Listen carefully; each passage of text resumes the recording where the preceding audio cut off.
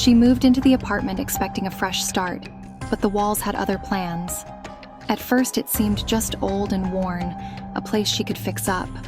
But when night fell, faint whispers began. So soft, she almost convinced herself it was nothing. As she lay awake, the whispers grew. She wasn't alone here.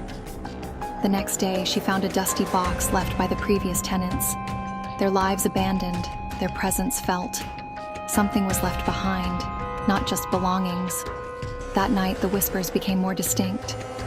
She pressed her ear to the wall.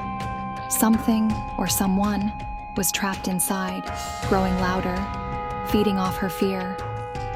The soft murmurs became screams, as if the walls themselves were in agony. In the morning, she discovered symbols etched into the walls, claw marks, or perhaps something darker. Then she saw them, the faces of those who lived here before, trapped in the walls, twisted and desperate, pleading for release. The walls fed on her fear. Every time she recoiled, they grew stronger, pulsing, breathing. The whispers now knew her name, calling her, pulling her deeper into their dark hunger. Panic gripped her.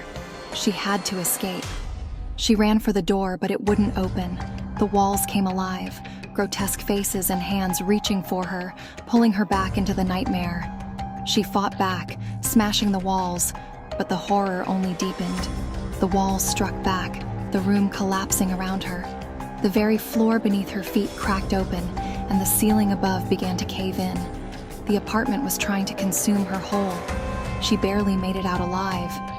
Breathless, she stood outside, staring at the building.